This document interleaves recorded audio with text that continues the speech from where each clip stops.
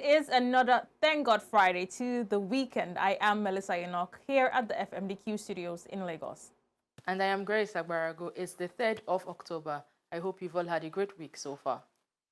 All right, then let's begin your news now in Uganda, where the Islamic Corporation for the Development of the Private Sector has disbursed a $30 million financing facility to Uganda Development Bank Limited. The facility, the first of its kind in Uganda and the East African region, is aimed at supporting private sector development in sub-Saharan Africa. Structured under a long-term commodity murabaha, the funding will provide small and medium enterprises with access to medium and long-term resources for productive investments. In Zimbabwe, the Financial Securities Exchange has rolled out an invoice discounting service through its private markets platform aimed at boosting liquidity for local businesses. The new service will allow suppliers facing delayed payments to convert outstanding invoices into immediate cash, providing essential working capital.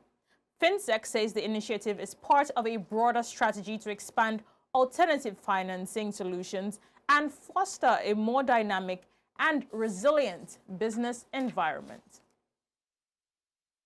Ethiopia has taken a landmark step in energy. The country has broken ground on its first oil refinery, a $2.5 billion project to be developed by China's Golden Concord Group Limited.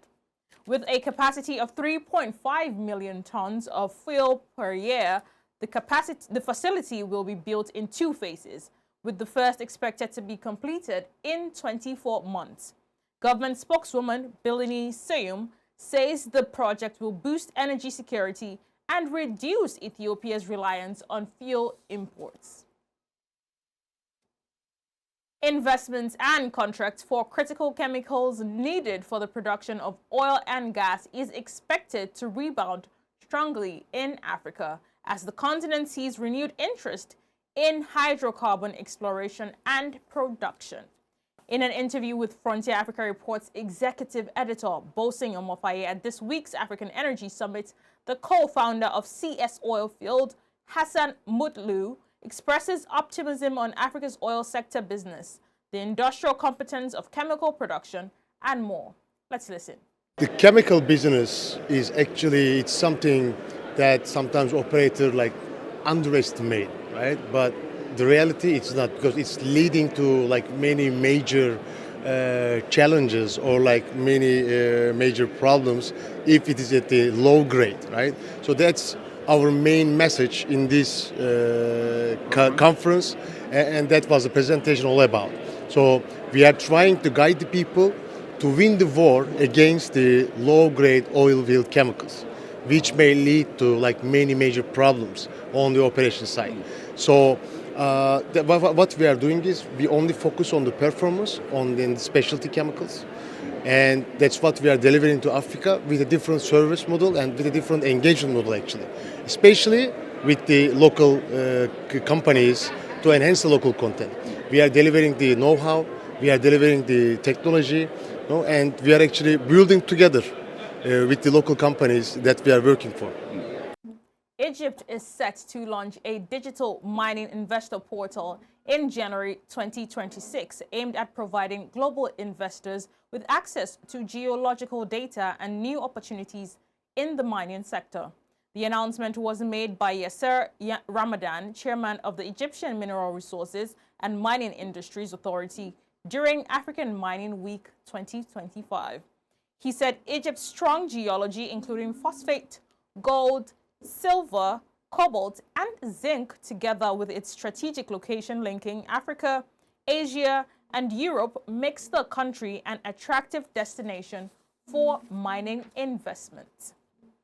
Finally, on News Now Today, the Central Bank of Nigeria has announced a phased operational overhaul of the Nigerian fixed income market to boost transparency and efficiency. In the first phase, starting November, the CBN will take full control of both the settlement process and the trading platform for fixed income transactions. The reform is part of broader financial market changes aimed at enhancing regulatory oversight, improving monetary policy transmission, and supporting economic growth. I am Melissa Enoch, and that's it on News Now this Friday. Our Markets Round returns after the break with Grace at the FMDQ Archives Room.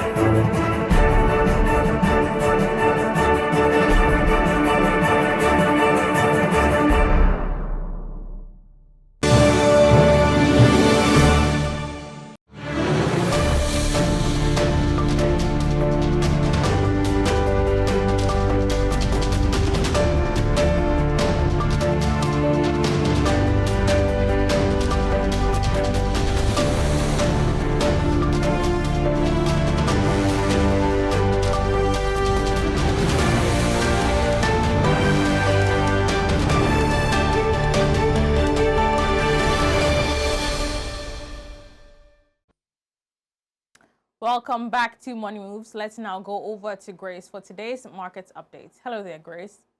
Thank you, Melissa. Let's now track how the markets are wrapping up for the week, starting off with equities. In Nigeria, the NGX All-Share Index closed at the positive, up 0.42%. The BROVM in Abidjan gained 0.33% to 327.22.